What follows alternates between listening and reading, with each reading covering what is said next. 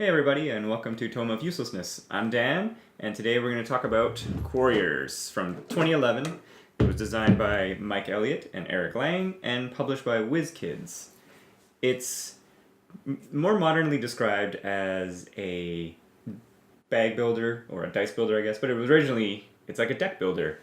And this game was quite popular and eventually morphed into the Dice Master system, which still goes today, and you can buy all sorts of different sets and mix and match and etc. But this was the original, and it's the single game in a box. It does have some expansions, so you can add more options to it, and my one friend in our game group does have the expansion, and it's I do recommend because it just adds more creatures and more spells to the game and can then change the game constantly. One of the things that's great about it is because you use different creatures and different spells every game, that there's a lot of replay value, a lot of different things that can come up and different situations every time that you play. So it's great. The game is 1 to 4 players, although we've played it to 5 players many times. You just kind of take away one of the starting dice and you just kind of keep the same point structure. And the game works pretty well. It's still difficult to win and score points just as good as with 4 players. And that's how you win, is by scoring points, depending on how many players you have, and I'll show you the track later. You're trying to score 2 points, 15 points, or 20 points, not 2, 20 points, 15 points, or 12 points, depending on the amount of players. And first person to do that, you're the winner. There's also an endgame condition where if a certain amount of the creature cards become empty, the game ends immediately, and whoever has the most points at that point wins. So if the game's kind of dragging on, that can also end it, and you can also use that to your advantage. If you're, say, in the lead, you can kind of target certain cards and then get them off and clean them out so you can end the game. So there's a little more going on as soon as you kind of start to play more, and that was one of their design philosophies, essentially, was that the game is very casual, very fun, easy to play, but the better player can make some better decisions. But you are still beholden to the dice. So that adds, of course, a random element to it. So you can sometimes, you've got the right dice in your hands, but you make a bad roll, or you pull from your bag and you just don't get the dice you want, and it just can, delay your kind of victory or make it so you can't make the better play that you wanted. And that's fun, and it's fine, and it's really great. Highly recommend playing this game. Basically, simple mechanics, like I was saying. Everyone starts with, you got your bag, and you get your dice to start, so you got your basic quiddity, they call it, and then you have some assistance, and you pull 6 from the bag. This is going to be loud, sorry. You roll them up, and then you spend the mana, I always default back to mana, sorry, but the guy helped design Magic, so it's in my brain still. But you spend it on dice from the wild, and you also spend it to summon your creatures. If you roll a die and it has a creature face, you can spend your quiddity on summoning your creature, as well as capturing a die from the wild. And so as you go, you capture more of these, and then you put them back in your bag, and then you'll have a chance to pull that out. Making your bag stronger. Also, one thing that's really cool is when you score glory, it's called, you can call a dice. So however many dice score, so say for example, if like one of your creature dice scores, you can call 1 dice from your bag, thereby making it kind of leaner, and you have a better chance of getting your stronger creatures or your better spell cards, or spell dice, sorry. So it's, again, you can make some tactical decisions to how lean do you want your bag to run, because there are some dice, notably the portals, that also let you pull more dice from the bag as you play them. So you can kind of cycle through your dice and then get to your better stuff. So again, cool decisions, different strategies you can try. Like I was saying with the expansion, it adds more creatures, more spells. The base set does come with a good variety, but there are many copies of the same creature, which is great, because then again you can have a different creature because they have slightly variable powers. So it's, one guy can do more damage because of this card, but the next time you play, he might have the same creature, but he does something totally different.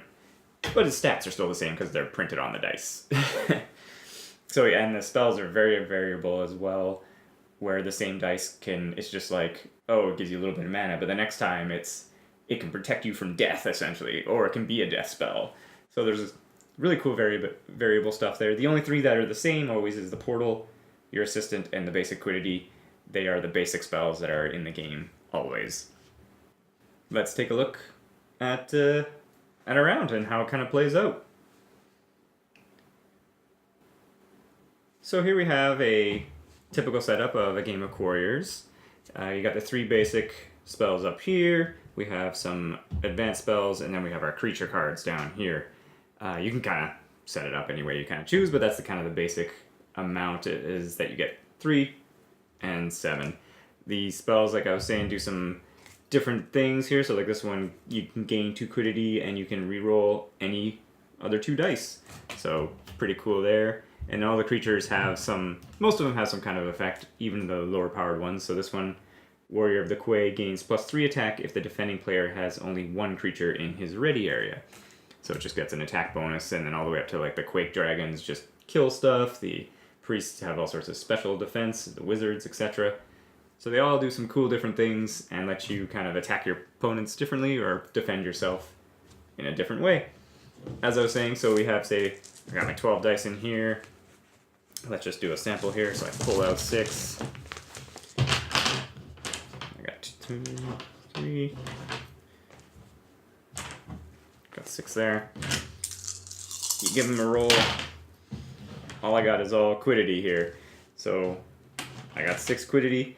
And so in a round, you can summon your creatures and then capture a dice. So with the 6, you look at the costs of some of these. And so say, for example, I want to buy this warrior guy. So they go there, it goes to the side, everyone takes their turn, comes back to me. So you draw your 6 from the bag. Give him a roll up. Feels like I have too many. And then again, say for example, I'd buy one of these portals because they're pretty great. And then now that my bag's empty, again, it goes all the way around, and then it comes back, and now I put everything back into the bag.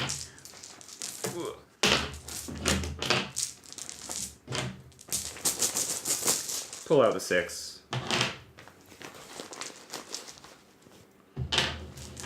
And then hopefully you get a better chance of getting some of those better dice. So I didn't get 8, for example, in this pull, but then on the next time, again, it gets better and better. And so if you have a creature, say I got my creature guy here, and I roll him included, then they all have a different kind of cost. And they all have a different attack and a different defense. And it's shown on all the faces of the dice, as well as, it's pretty great, all the cards have all 6 faces referenced down the bottom of the card. So you know exactly how many faces are creature parts, or one, for example, on the dragon here, it's got 1, 2, and 3 quiddity, also a reroll, and then 3 dragon faces. So you can kind of just see immediately what you're getting. There's no kind of hidden information about it. Everyone can see all this and look at any time. And then so, for example, this guy would cost 1 quiddity. He has a 3 attack, 2 defense. So, say for example, I want to summon that guy. I put him here, put him face out, and then he attacks other players. So if I had multiple creatures, say I got these 2 guys out, they both attack for a combined attack total. So for example, in this case, 4 damage. And so it goes around, and then, anybody who has a creature defends against that damage. They get to choose how the damage is spread. So that's, again, you get to make a tactical choice. So if I got attacked, for example, with 5 damage, and my guys have a combined total of defense of 4, one of them would be dead, but the other one would survive. Yeah, actually, in this case, they both die. But you can kind of divvy up the damage that way to keep them alive. So as it goes around, if my guy, so say for example, this person does die, he still accepts some damage, comes back to my guy here, so he scores 2 glory. I would take my cube here, mark it up 2 points, boom, it goes to the side, and then I would have the opportunity, as I was saying before, to cull dice. So I could take this one, add it to the normal pile, and then now I'm like one less in my bag, and then so, you know, you can make it leaner and leaner in order to get it going. The portals are especially fun because, let's do a roll with the portal. 2, 4, 6. And then say, for example, I rolled a 2 portal on this guy. That lets me, I put it aside, I draw 2 more dice from the bag, and then I get to add it to my roll. But if my bag was empty, because again, I've culled some dice, I would take all of my dice from my graveyard, put it back in, take those out, roll them up, and add it to my current pool. So you can kind of, if you have a couple portals, which it's always good to have at least one, you can kind of cycle through, get some good stuff going, and have a greater chance at purchasing. Like some of these guys, like the dragons are 9, these guys are 7, cost 6. Some of them cost significant amounts of liquidity that can be difficult to roll on just like 6 base dice alone. The main caveat, of course, is sometimes that you can only buy 1 die from the wild on a turn. So you kind of have to, again, make a choice sometimes. If you have 6, but I wanted to buy a wizard, you're like, oh, maybe instead of buying one of these guys, I'll just buy a spell, or not buy anything. Again, you can make choices so that you can kind of keep your bag lean like you want, or have creatures like that you're looking for. And that's really the gameplay, which is, as I was saying previously, is great about it. It's super simple, not too difficult. The only real kind of extra part about it is all the creatures having a special power and all the spells doing a different kind of thing. But again, you can just pick it up any time, kind of give it a read over, and then decide if you want to work with that guy or not. Oh, okay, this guy, you gain 1 quiddity for each creature you destroy as long as Witching Hag is in your ready area. So that's kind of cool because the order of operations is your creature's attack before you buy something. So if you're like, oh, I got like 4 quiddity, but then you manage to kill something, then you're like, oh, I got 5 suddenly.